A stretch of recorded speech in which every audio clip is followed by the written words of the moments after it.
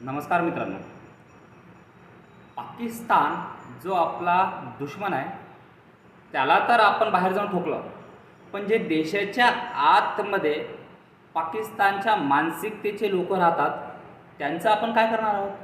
मित्रांनो, तुम्ही काही म्हणजे खूप दिवसांपासून व्हिडिओ बघितले असतील की पुलवामामध्ये ज्यांनी पहलगाममध्ये ज्यांनी 26 निर्दोष लोकांचा खून केला, त्या आतंकवाद्यांना प्रूफ काय विचारणार हे भारतातच आहेत.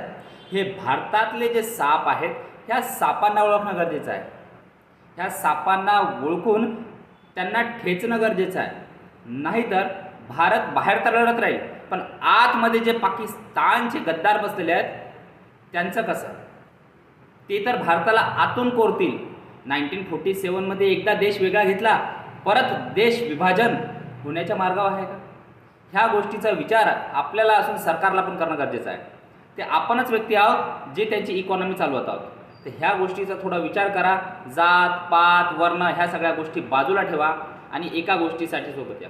हिंदुत्व म्हणजेच राष्ट्रीयत्व. तुमचं काय म्हणणं आहे? नमस्कार.